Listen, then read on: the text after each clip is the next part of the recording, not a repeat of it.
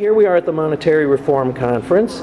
We're here with Joe and Will Abrams, who's from Vancouver Island in British Columbia. I was born in 1928 and I've lived through a lot of history. 1928 was still good times. My parents were immigrants. We survived the Depression by living in the bush country then of northern Alberta, and experienced living literally off the land, picking the wild berries that were in the woods, fishing from the river and the lakes. We did find ourselves in the early 30s in a position, I know my dad did, that money seemed to disappear from circulation. In the 1930s, the volume of money that was floating around among the people in Canada at that time amounted to $4.91 per person. People had the products, but the money wasn't there. So the people were willing to work. Right. The raw materials were there. Right. You actually lived through a time when the money supply had diminished. Well, I looked at the Statistics Canada debt numbers, and it started in 1940, and it was about a $12 billion debt that the national government of Canada had. That level of debt did not change. It actually declined slightly, in spite of the fact that all the boys that came home were given the option of a grant to buy land and start a farm or to start a business. It was all financed by the Bank of Canada, which got created in 1935 to end the Depression, to finance public infrastructure. The major spending of the Bank of Canada really started when the war started. I know prior to the war, the unemployment was a problem, and we had to get people back to work. And the government did send dividends or checks to farmers if they employed somebody who was riding the rails at that time. Right.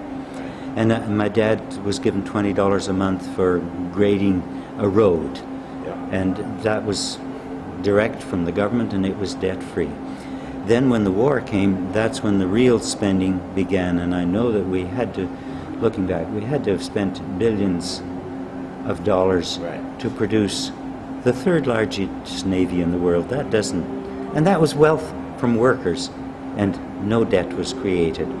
Now, during those war years, of course, we began to look after social programs as well. A family allowance checks started coming to families.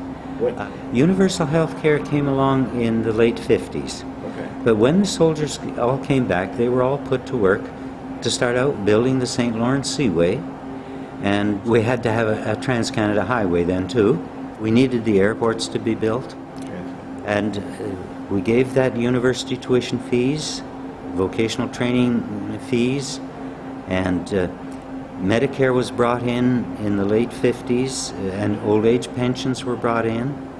The debt line stayed flat until the mid-70s, it looked like? It was 1974, simply because 1974, the national debt still only stood at a mere $18 billion. Then the graph simply took off, and within the next 15 years we were up to over $400 to $500 billion in debt. Oh, and 18 billion? From 18 billion to 1993 it was 423 billion. Oh. And in the end of the 90s it was up over 500 billion. what changed, Will? The Bank of Canada gradually ceased to be the source of the money.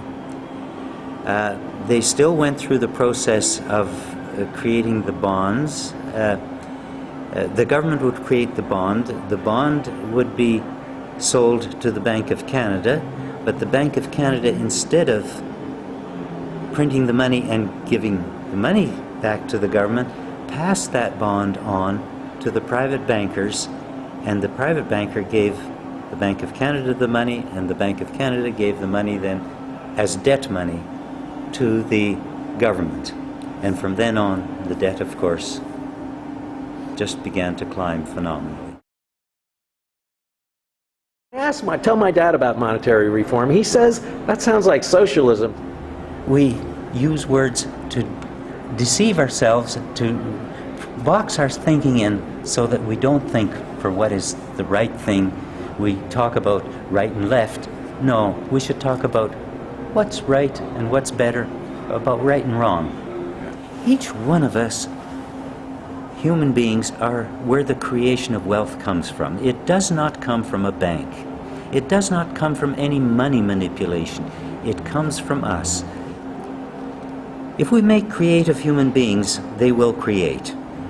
And if we give them a good sense of well-being, they will not commit crime.